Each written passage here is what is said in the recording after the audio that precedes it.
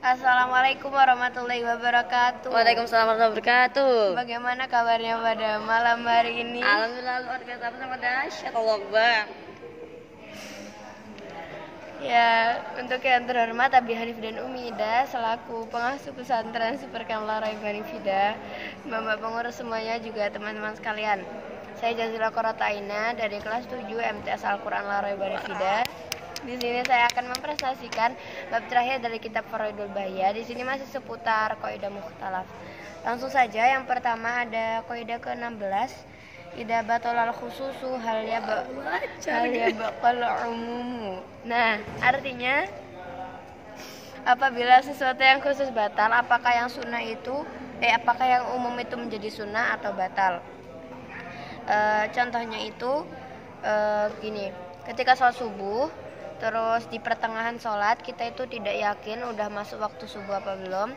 Nah, itu hukumnya gimana? Ada yang bilang jadi sunnah, ada yang bilang batal sama sekali. Lanjut yang ke-17 itu alhamlu hal yu'tal hukmal ma'lumi awil majhul. Nah, artinya kandungan itu dihukumi maklum atau majhul. Contohnya itu ketika menjual kambing bunting.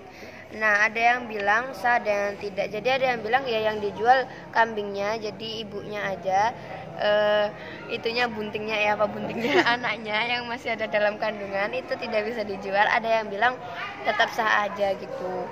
Karena kan nanti ya anaknya belum tentu dia lahir gitu. Terus lanjut yang ke-18, an-nadiru hal yulhaqu bihingsihi au binafsihi. Artinya sesuatu yang nadir itu nanti akan dikelompokkan dengan jenisnya atau dengan benda itu sendiri. Jadi yang nadir itu yang jarang sekali terjadi. Contohnya itu ketika ada seorang perempuan kecelakaan lalu tangannya itu putus. Nah, ketika tangannya itu yang putus itu dipegang cowok, apakah wudhunya itu tadi batal atau enggak gitu? Enggak enak. Ada yang bilang batal, ada yang bilang tidak. Terus yang ke-19, al-qadiru 'alal yaqini halahul ijtihadu wal akhudu bid-dhanni. Artinya seseorang yang bisa yakin itu boleh istihad atau lebih baik mengira saja. Ijtihad atau boleh mengira-ngira saja dengan perkiraan yang paling kuat. Ada yang bilang dia boleh istihad, boleh juga mengira. Contohnya itu ada 2 sarung yang tadinya kena pipis kucing, yang satunya lagi enggak. Nah, waktu udah kering dia itu bingung. Jadi itu salah satu contohnya.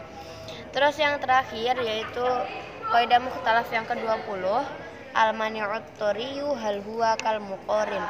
Artinya apabila halangan itu datang, apakah itu kayak membarengi, jadi bersamaan gitu. Contohnya ketika kita haji, di tengah haji itu kita berniat untuk berbuat maksiat. Nah, apakah saat itu kita boleh sholat jamak qashar gitu? Ada yang bilang boleh, ada yang bilang enggak. Oke, jadi sekian yang dapat saya sampaikan. Kurang lebihnya mohon maaf. Wassalamualaikum warahmatullahi wabarakatuh. Waalaikumsalam warahmatullahi wabarakatuh.